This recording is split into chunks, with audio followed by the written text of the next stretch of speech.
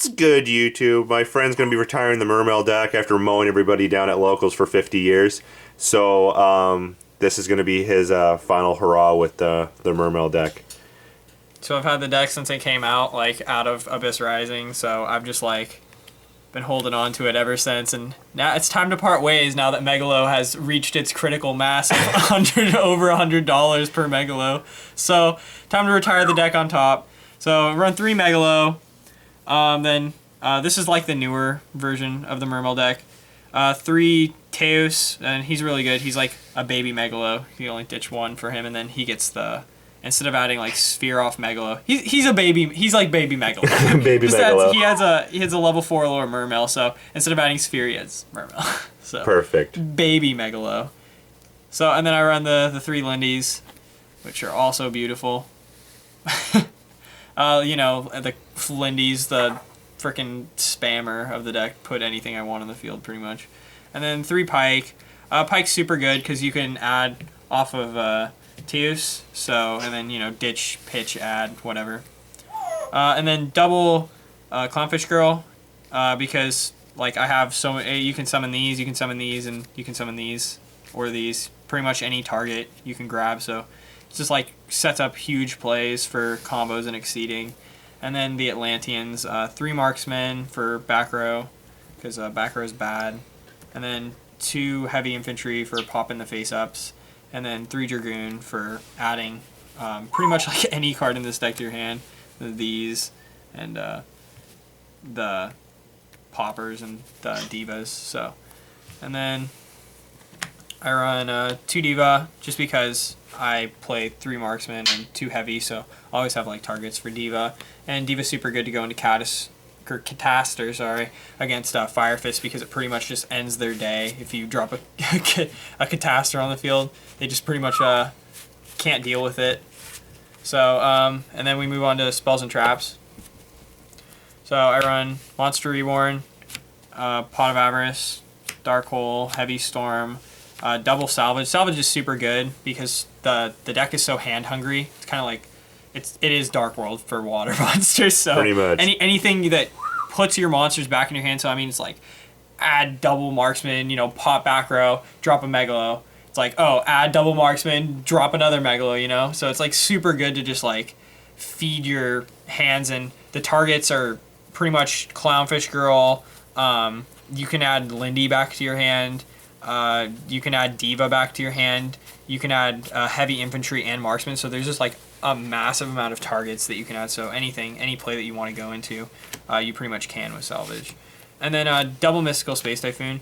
I thought 2 was perfect number because most of the decks today are like Fire Fist is running like a lot of chainable back row. So you really don't need like 3 MSTs to hit their back row, and they're just going to flip it up and give their monster a boost anyway. So 2 MSTs is like the perfect amount for this format. And then 3 Spheres. Sphere goes Lindy. Lindy goes whatever the crap you want, usually either Megalo or Pike. So super good. And Pike, I love going Lindy and then Pike, and then using Pike's effect, Ditch Marksman, pop their back row before they even get the chance to activate it. So you just get rid of back row before it even starts. So starts being a problem, and then you get to add a card, and then you get to draw. It just feels like Christmas.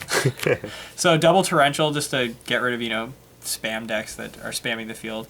And then I run a double Bottomless, just because Bottomless hurts Fire Fist like so. I mean, it just wrecks decks. Like if you Bottomless another Mermail deck, they don't expect you to be running Bottomless in your deck, so it's like really good for Fire Fist and mirror matches against Mermails. So it's pretty good card, and it does a number on Inzectors too, because if you hit their Centipedes, that's 1 less Centipede. And then there we go. I tech these in. Jobber says that they're horrible, but I really like them just because you target 1 Mermail monster you control, and it gains 1,000, so you can use it in the damage step and stuff, and you can also add it off, you know, Megalo. It's not horrible. It's just something I wouldn't have selected as a card. Yeah, I like it because I tried the I forgot what they're called. The ones that special summon 3 Mermails. Yeah. And the Billy Break tech. Yeah, I just like never can have 3 Mermails in my graveyard whenever I seem to draw it. So these seem to be a lot more live, and it has a really nice secondary effect where if it's set and like I let them MST it and it goes to the graveyard, I just get to send 1 monster on their field to the graveyard. So it just gets rid of Zen Mains and stuff, like stupid stuff. Yeah, it's not too bad against the mirror match too. They Megalo, they target and they blow it up with a marksman, then you can just blow up the Megalo. I think it doesn't set off that kind of stuff. But yeah, it's just like super good to get rid of, their big problem monsters. So if they blow it up, you just get to send their card to the graveyard.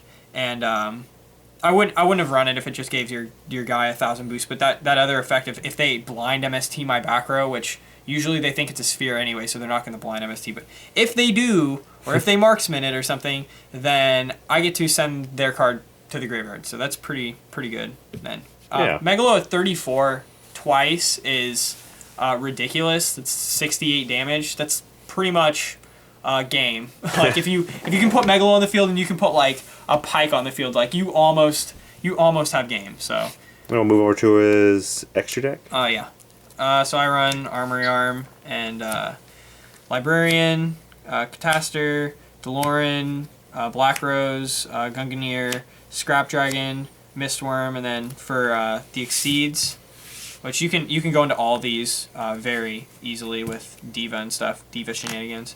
So Gachi Gachi, 17, Zen Mains, Abyss Dweller is like the best card to do Mirror Match or Dark World. Just slap an Abyss Dweller on the field, let them squirm. And then double Gaios, just because you can put him on the field with this version really, really easily. I didn't have another ultimate, I just had one.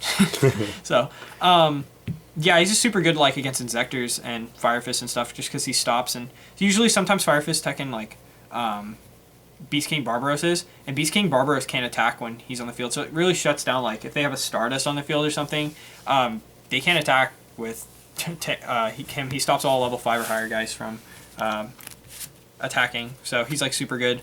And then the new $65-$70 card, number 11, Big Guy, first edition, was worth $5 when it came out. Everyone's laughing. It's like, oh, between $5 to $12, and then here we are, $70. So yeah, that's it, YouTube. Don't forget to like, subscribe to my channel. Thank you guys so much for watching, and I am signing off. Goodbye.